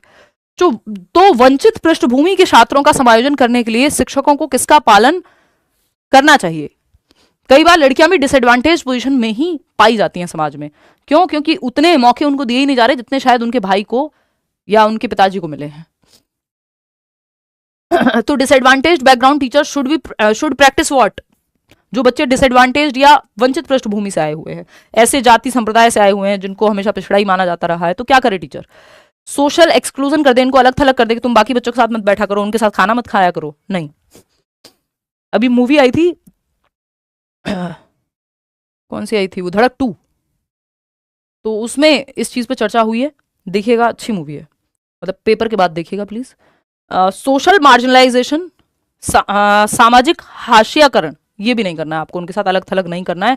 स्टैंडर्डाइज करिकुलम पहले ही बात कर चुके हैं कि ये बहुत अच्छा तरीका नहीं है, फ्लेक्सिबिलिटी पे जाएंगे हम। Differentiated instruction is the best, अभी थोड़ी देर पहले भी हम चर्चा कर रहे थे। विभेदी अनुदेशन, आप डिफरेंट लेवल उनसे जुड़े एग्जाम्पल्स भी लेंगे, उनसे जुड़े एज इन लेबल करने के लिए नहीं, जो उस बच्चे को भी समझ में आए उन तरीकों से भी पढ़ाएंगे, है ना। इजी, मॉडरेट, डिफिकल्ट, सब चीजों को आप इंक्लूड करके रखेंगे। तो एक्सक्लूजन नहीं करना है, इंक्लूजन करना है। रिवॉर्ड और पनिशमेंट से बचना है आपको पूरे पेपर में, अपॉर्चुनिटीज देनी है, अवसर देने हैं बच्चे को एक्टिव रखना है। तो मीनिंगफुल लर्निंग की अभी हम बात कर रहे थे। अर्थपूर्ण अधिगम कैसे होगा? अर्थपूर्ण अधिगम जब बच्चा रहेगा एक्टिव, भाई तभी तो मीनिंगफुल है। कोई भी चीज सार्थक कब है आपके लिए, या अर्थपूर्ण कब है? जो वो आपके जीवन से जुड़ी हो, जब आप उसको लाइफ से कनेक्ट कर दें, ठीक है ना।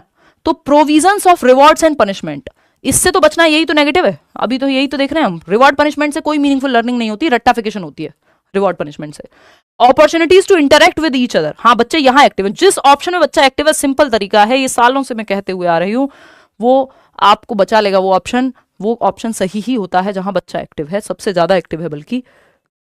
तो यहाँ बच्चा सक्रिय है, एक दूसरे के साथ संवाद करके, अपॉर्चुनिटीज, अवसर मिल रहे हैं इंटरेक्ट करने के। बाकी के 2 ऑप्शन भी देखेंगे। Reflections on learning, how to learn, यानी बच्चा रिफ्लेक्ट कर पा रहा है, चिंतन कर पा रहा है, प्रकाश डाल पा रहा है कि कैसे सीखते हैं, इस बात पे वो चिंतन कर पा रहा है, यानी अवसर मिल रहा है सोचने का। तो सेकंड और थर्ड दोनों ही सही हैं। रिवॉर्ड पनिशमेंट से आपको बचना है, बच्चे को एक्टिव रखना है, आपको अपॉर्चुनिटीज देनी है उसको एक्टिव होने की, सोचने की, समझने की, जहां उसका दिमाग चले, शरीर चले। बच्चा जितना एक्टिव है, जितने ज्यादा सेंसेस इन्वॉल्व हैं, उतने अच्छा है। टीचर सेंटर्ड क्लासरूम हमको नहीं चाहिए, हमको चाहिए learner centred classroom. Teacher centred में सिर्फ टीचर एक्टिव होता है, लर्नर सेंटर्ड में टीचर और बच्चे दोनों एक्टिव होते हैं। सिंपल सिंपल सिंपल, फटाक से जवाब दे दो, आसान सवाल है। असर्शन क्या है? Learner centred approach is one where text book is the centre of all learning. Possible ही नहीं है। लर्नर सेंटर्ड में टेक्स्ट बुक या टीचर नहीं होगा सेंटर में, लर्नर होगा, यानी चाइल्ड होगा, यानी बच्चा होगा, स्टूडेंट होगा। रीजन क्या है इसका? Students in middle school learn best when asked to reproduce the textbook. Reproduce का मतलब है रट्टा लगा लिया है उन्होंने और उसी को उगल रहे हैं पेपर पे, दोनों ही गलत हैं। तो सिंपल है, both are false, fourth option. तो हमें वो चाहिए जहां बच्चा एक्टिव हो, यानी बच्चा सेंटर में हो, बच्चा और टीचर दोनों एक्टिव हो। एक्टिविटीज सेंटर में ना हो, टीचर और स्टूडेंट सेंटर में ना हो, स्टूडेंट सेंटर में हो, उनके हिसाब से चीजें बने। ठीक है जी, आगे बढ़ेंगे। ब्लैंक स्लेट या स्टिमुलस रिस्पॉन्स या रिवॉर्ड पनिशमेंट को एकदम सिरे से नकारना है, नेगेटिव है ये। को कंस्ट्रक्शन पॉजिटिव है, यानी साथ में मिलके बच्चे जो है को कंस्ट्रक्ट कर रहे हैं, सृजन कर रहे हैं ज्ञान का।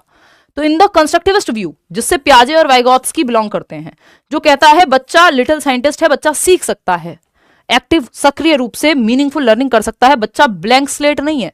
बच्चा जब स्कूल में आता है तो अपने अनुभव लेकर के आता है। वो 6 साल का बच्चा है, जब पहली क्लास में एडमिशन ले रहा है, तो आपको क्या लगता है 6 साल तक ना उसने कहीं ट्रेवल किया, ना वो कभी नानी के यहाँ गया, ना उसने आसपास दुनिया देखी, ना कोई कार्टून देखा, कोई अनुभव ही नहीं है, उसका ब्लैंक स्लेट है, वो खाली तख्ती है, एम्प्टी वेसल है, खाली बर्तन है। या स्टिमुलस और रिस्पॉन्स को जोड़ के पढ़ा दो, उद्दीपक उद्दीपन को, उद्दीपक और अनुक्रिया को, नहीं, ये क्या हो जाएगा, ये रट्टाफिकेशन हो जाएगी, है ना। ये व्यवहारवादी व्यू पॉइंट हो जाएगा, यानी जिसको हम बिहेवियरिस्टिक व्यू पॉइंट कहते हैं, और कंस्ट्रक्टिविस्ट व्यू पॉइंट है जहां बच्चा एक्टिव है। और हमारा पूरा जो कहानी, हमारा एनसीएफ से लेकर सब कुछ कंस्ट्रक्टिविज्म पे बेस्ड है। मॉडर्न डे में हम जो पेडागोजी अपनाते हैं वो रचनावाद को ध्यान में रखते हुए, सेंटर में रखते हुए अपनाते हैं। व्यवहारवादी तो जॉन लॉक ने कहा है कि ब्लैंक स्लेट है बच्चा, खाली तख्ती है, क्ले मिट्टी है, एम्प्टी वेसल है, कुछ भी बना दो, कैसे भी बना दो। इसको हम मॉडर्न डे में अच्छा नहीं मानते। तो learning is simply writing associations on the blank slate of our brains. तो ब्लैंक स्लेट मानना ही नहीं है आपको, बच्चे को एक्टिव मानना है। एक्टिव कंस्ट्रक्टर ऑफ नॉलेज है वो, ज्ञान का सक्रिय निर्माता है बच्चा। इंडिविजुअल्स आर पैसिवली इन्फ्लुएंस्ड, ये तो वर्ड अपने आप में नेगेटिव है, बच्चों को पैसिव नहीं रखना। इंडिविजुअल्स आर कंडीशनड, कंडीशनिंग भी, स्टिमुलस रिस्पॉन्स भी, ब्लैंक स्लेट भी, ये सब व्यवहारवादियों के शब्द हैं, इनसे दूर रहना है। रिवॉर्ड पनिशमेंट ये सब नेगेटिव है। इज अ प्रोसेस ऑफ को कंस्ट्रक्शन ऑफ नॉलेज। को कंस्ट्रक्शन का मतलब क्या है, बच्चे भी साथ में ज्ञान का सृजन कर रहे हैं, एक दूसरे के साथ, टीचर के साथ मिल करके, ठीक है, वो भी ज्ञान में पूरी, उनका भी एक भागीदारिता है, सह निर्माण कर रहे हैं ज्ञान का। फियरफुल एनवायरमेंट, जहां भय का माहौल हो, है ना, बच्चे को छड़ियां पड़ती रहे, वो थॉर्नडाइक वाला term, spare the rod and spoil the child, वो नहीं करना है आपको कि डंडा हटाओ और बच्चा बिगड़ जाएगा। तो सुबह शाम वो वाले मास्टर नहीं बनना है पुराने जमाने में, है ना। हमसे पहली जनरेशन में यही कहा जाता था, मेरे तो मामा जी बताते हैं कि सिंपल कह दिया जाता था स्कूल में जाकर के कि हड्डी आपकी, सॉरी हड्डी हमारी, खाल आपकी, तो मतलब बस जिंदा छोड़ देना, बाकी आप कूट पीट के कैसे भी करना है कर लो सेट। ये तरीका सही नहीं है, बच्चे की सेल्फ एस्टीम और बहुत सारी चीजों पर इसका नेगेटिव प्रभाव पड़ता है। अब आप कहेंगे रियल वर्ल्ड में तो ऐसा ही होता है, ये वो आइडियली होना नहीं चाहिए। वो एक अलग बात है कि कई बार माहौल ऐसा होता है कि ये सब चीजें होती हैं, बट होना नहीं चाहिए, है ना। हम उस, और क्योंकि ऐसा नहीं है कि ये रिसर्चेस प्रॉपर हुई हैं जहां नहीं हुआ है और तरीके सही अपनाए गए हैं, अभी भी होता ही है of course, but not the right way. Corporal punishment तो राइट टू एजुकेशन एक्ट के तहत बैन है, बट बहुत स्कूल्स में आपको ये होता हुआ नजर आ जाएगा, कॉमनली दिख जाएगा आज भी, जो कि दुखद है अपने आप में, है ना। कंप्लेंट्स भी होनी चाहिए। एनीवे, तो फियरफुल एनवायरमेंट यानी भयपूर्ण वातावरण नहीं होना चाहिए क्लास में, कॉन्ड्यूसिव एनवायरमेंट होना चाहिए, नर्चरिंग एनवायरमेंट होना चाहिए, जहां बच्चा फल फूल सके एक पौधे की तरह, है ना। नर्चरिंग एनवायरमेंट होना चाहिए, एम्पावरिंग एनवायरमेंट हो सके, जहां बच्चा बढ़ सके, उसके लिए बेहतरीन माहौल, जहां वो अपने हाईएस्ट पोटेंशियल तक पहुंच सके। AQI 700 ना हो, है ना। एनवायरमेंट में सब कुछ आ जाएगा, चाहे वो साइकोलॉजिकल हो, चाहे वो फिजिकल एनवायरमेंट हो, समझ रहे हो। देखो आप हम क्या हवा पानी दे रहे हैं बच्चों को या खुद को। Fearful environment dash should be the basis for a conducive classroom environment. Dash जो है अधिगम के लिए उचित कक्षा वातावरण का आधार होना चाहिए। प्रिंसिपल्स ऑफ कंडीशनिंग से बचना है, रीइंफोर्समेंट, पनिशमेंट, इन सब से बचना है आपको। कंपटीशन पहले नेगेटिव है, हम बात कर चुके हैं। अब ये मत कह देना इंडिविजुअलिज्म लिखा हुआ है, भाई जब शुरुआत ही गलत हो गई तो बात खत्म हो गई। कोऑपरेशन एंड कोलैबोरेशन जो है वो पॉजिटिव है, सहयोग, और सेग्रीगेशन, लेबल करना बच्चों को अपने आप ही में ही नेगेटिव होता है।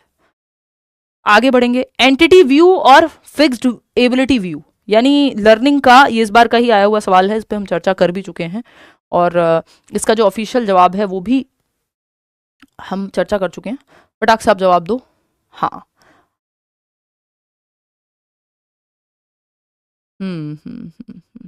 गलत जवाब दे रहे हो यार, ये मैंने करेक्ट करा दिया था सेकंड सेशन में, फर्स्ट भी नहीं है इसका जवाब, मैं हटा ही देती हूँ उसको। नहीं, फर्स्ट तो है, फर्स्ट तो है, चलेगा, ठीक है। अब आप सही दे रहे हो, 37% लोग। मैंने जान के इसको दोबारा डाला है क्योंकि कई लोगों के दिमाग में कंफ्यूजन बैठ गई है। हमने भी जब फर्स्ट डे हम वो 30 आउट ऑफ 30 कर रहे थे ना, तो ये डिस्कस कर लिया था, जो कि गलत नहीं है, हेरिडिटी एंड एनवायरमेंट, लेकिन क्योंकि हमारे पास उससे बेहतर जवाब यहाँ अवेलेबल है, टू बी प्रिसाइज अवेलेबल है, तो हम फिर जाएंगे उसी के साथ, और ऑफिशियल आंसर की भी आपकी इसी के साथ गई है।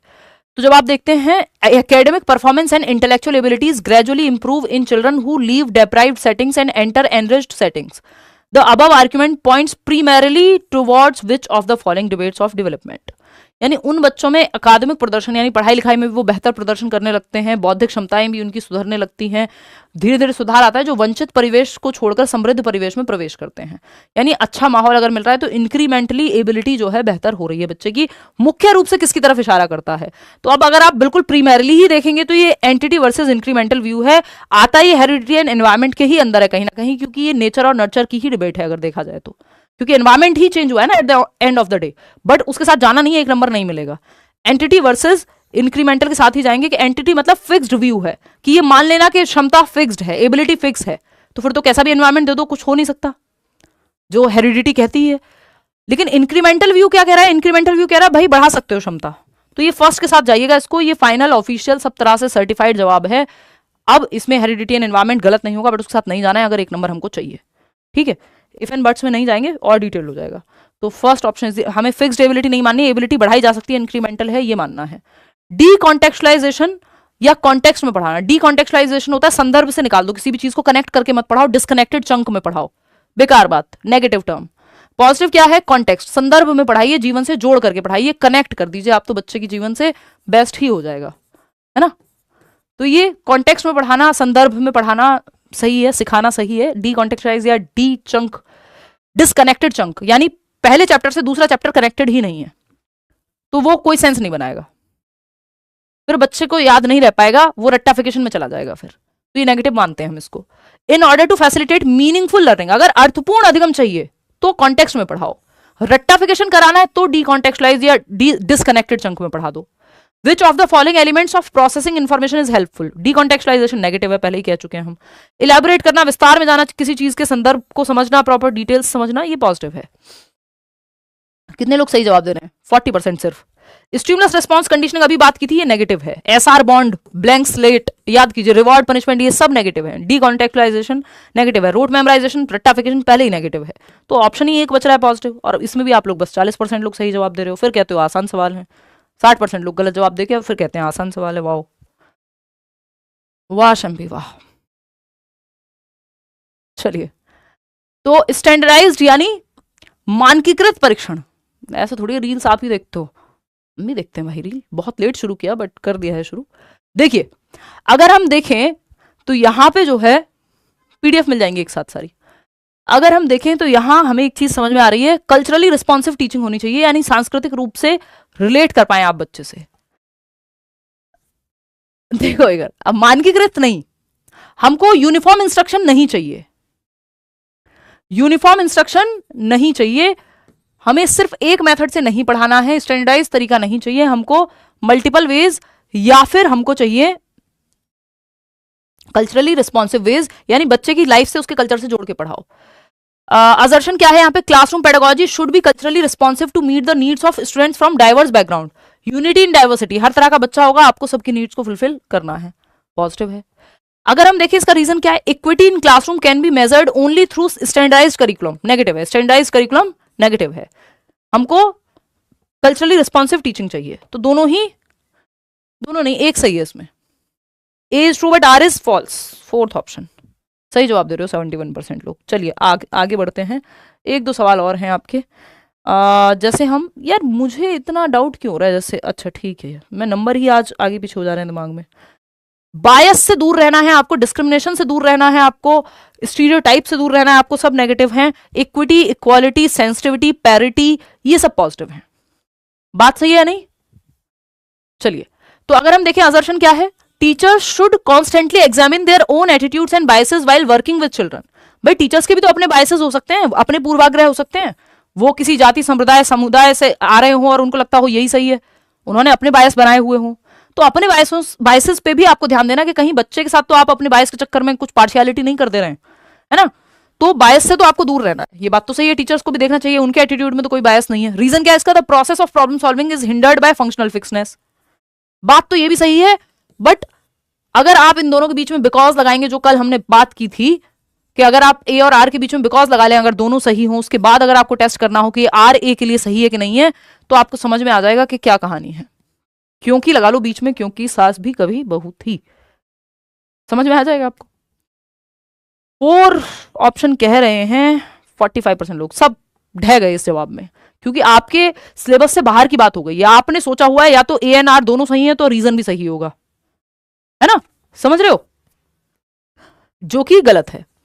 Teachers should constantly examine their own attitude, teacher को अपने बायसेस को चेक करते रहना चाहिए, बात सही है, ट्रू, तो ए ट्रू हो गया। रीजन क्या है, the process of problem solving is hindered by functional fixedness, यही पहला क्वेश्चन किया था हमने कि फंक्शनल फिक्सनेस से तो प्रॉब्लम सॉल्विंग में बाधा बनती है, क्योंकि आपने एक ही तरीका अपना लिया प्रॉब्लम को सॉल्व करने का, और ये तो नेगेटिव हो जाएगा, क्योंकि जरूरी थोड़ी एक ही तरीके से प्रॉब्लम सॉल्व हो जाए, तो फंक्शनल फिक्सनेस तो नेगेटिव टर्म है, नेगेटिव कीवर्ड है, नेगेटिव टैग वर्ड है, तो ये बात एकदम सही है कि प्रॉब्लम सॉल्विंग में बाधा बनेगा फंक्शनल फिक्सनेस। लेकिन क्या ये दोनों एक दूसरे के लिए सही है कि नहीं है, तो बिकॉज लगा के देख लो कि टीचर्स को अपने एटीट्यूड को एग्जामिन करते रहना चाहिए, क्योंकि प्रॉब्लम सॉल्विंग में फंक्शनल फिक्सनेस बाधा बनती है, दो अलग बातें हैं, है ना, यहां प्रॉब्लम सॉल्विंग की बात हो रही है, वहां बायस की बात हो रही है, तो ये रीजन सही नहीं है। Both A and R are true but R is not the correct explanation of A. ठीक है जी, ये बात क्लियर है, आगे बढ़ेंगे। क्वेश्चन नंबर 26 देखिएगा, एक सवाल और है इसके बाद। नेग्लेक्ट ऑफ प्रायर नॉलेज और build on old knowledge. Prior knowledge होती है प्रीवियस नॉलेज, पूर्व ज्ञान, इसको नेग्लेक्ट नहीं करना है, इसको आधार बनाना है बच्चे की प्रीवियस नॉलेज को, जो भी बच्चा घर से लेके आए वो सब पॉजिटिव है, यानी उसका पूर्व ज्ञान, यानी उसकी ओल्ड नॉलेज, उसकी प्रीवियस नॉलेज, उसका कल्चर, उसकी भाषा, उसका खाना, उसका पहनावा, एवरीथिंग, उस पर बिल्ड ऑन करना है आपको, ठीक है ना। तो अगर आप देखें what is the role of prior knowledge in constructivist learning, रचनावादी या संरचनावादी अधिगम में पूर्व ज्ञान की क्या भूमिका है। भाई कंस्ट्रक्टिविस्ट कहेंगे नॉलेज को बिल्ड करो, कंस्ट्रक्शन होगी प्रीवियस नॉलेज से, तो जैसे नींव के ऊपर आप बनाते हैं मंजिला इमारतें, वैसे ही प्रीवियस नॉलेज बच्चे के लिए नींव के जैसा है, तो कंस्ट्रक्टिविस्ट तो कहेंगे इस पे तो हम बना लेंगे इमारत, प्रायर नॉलेज तो इंपॉर्टेंट है, prior knowledge is important for building connections and facilitating new learning, हाँ यही कहेंगे, तो prior knowledge is only important for advance learners who already familiar with the topic, नहीं सबके लिए इंपॉर्टेंट है प्रीवियस नॉलेज ओनली, तो वैसे भी आपको बताइए शुरुआत में बताया था। Prior knowledge can hinder the learning process, नहीं भैया मदद मिलती है पूर्व ज्ञान से, पूर्व ज्ञान से नए ज्ञान को, नोन टू अननोन जाते हैं, ज्ञात से अज्ञात जाते हैं, तो फर्स्ट ऑप्शन ही एकमात्र सही जवाब है। सेकंड ऑप्शन क्यों दे रहे हो भाई, only important for advanced learners who are already familiar, मतलब वो बच्चा जो वीक है और जो उसको आता है वो जरूरी नहीं है उसकी प्रीवियस नॉलेज इंपॉर्टेंट नहीं है नया सिखाने के लिए, बस एडवांस्ड बच्चों की ही प्रीवियस नॉलेज जरूरी है। प्रणाम, ऐसा नहीं होता, हर बच्चे की प्रीवियस नॉलेज इंपॉर्टेंट है। इनएक्टिव प्रोसेस यानी सीखना एक पैसिव प्रक्रिया है, इसको आप पैसिव भी लिख सकते हो, ये नेगेटिव टर्म है अपने आप में, ये नेगेटिव कीवर्ड है, समझ रहे हो। एक्टिव होना बच्चे का, डिबेट करना, डिस्कशन करना, एक्सप्लोर करना, ये सब पॉजिटिव बातें हैं, अन्वेषण करना, डिस्कवरी करना, ये सब पॉजिटिव टर्म है। नेगेटिव सिंपल इनएक्टिव होना बच्चे का, ठीक है। असर्शन क्या है इसमें, teachers should encourage debates, discussions and collaboration among students, बच्चे एक्टिव हैं, सिंपल सही है। रीजन क्या है, knowledge production is an inactive process, passive process, निष्क्रिय है, बच्चे सो जाएं क्लास में लेक्चर चलता रहे, गलत बात है। An engagement in group activities hinders, यानी बच्चों को अगर एंगेज करोगे तो ये तो बाधा बन जाएगा बच्चे के सीखने में, फालतू बात है, नेगेटिव है, इनएक्टिव नहीं होगा, एक्टिव होगा, अभी हमने पढ़ा है, तो A is true but R is false. Third option is the right answer, 68% लोग सही जवाब दे पा रहे हैं आउट ऑफ 27। कितने क्वेश्चंस ठीक हुए, ये टर्म्स आपको अलग से एक लिस्ट में शेयर कर दूंगी नोट्स में, है ना, तो वो भी आपको मिल जाएंगे यहाँ, ये कल ही मैं शेयर करा देती हूँ आपको लिस्ट, है ना राहुल, कल करा देंगे ये एक बार। हाँ दी एंड, गुड नाइट हो जाओ अब आप लोग, अपने अपने घर जाओ, चलो हो गया आज का खेल खत्म, आई मीन घर पे ही हो आप अपने, लेकिन ऐसे कहते हुए अच्छा लगता है, फील आती है जैसे क्लास खत्म हो गई हो, है ना। चलिए इसके अलावा कोई और डाउट हो तो कमेंट्स में पूछ लीजिएगा, लाइक शेयर सब्सक्राइब आप कर लीजिएगा। आज के लिए हम इतना ही रखेंगे, आउट ऑफ 27 क्वेश्चंस आपके कितने ठीक हुए वो आप बता दीजिएगा, और कल हम लोग मिलते हैं, कल 30 मिक्स्ड क्वेश्चंस करते हैं, देखते हैं आप में से कितने लोग ठीक जवाब देते हैं उनका, है ना, कल थोड़े से हम ठीक क्वेश्चन करेंगे, ठीक है सरकार, tata bye bye, take care, revise कर लीजिएगा, रट्टे मत लगाइएगा, क्वेश्चंस इंपॉर्टेंट नहीं है ये वाले सेशन में, इस सेशन में आपके टैग वर्ड्स इंपॉर्टेंट है, ठीक है। गुड नाइट, कल मिलते हैं 9-10 बजे, जितने भी बजे मौका मिलेगा, कल ऑफलाइन क्लास भी है ना, और फिर परसों से मैं छुट्टी पे हूँ। चलिए टेक केयर, फिर उसके बाद हम तसल्ली से जनवरी में एक महीना हम बहुत अच्छे से पढ़ेंगे, फिर रोज रोज मिलेंगे। चलिए बाय बाय, गुड नाइट।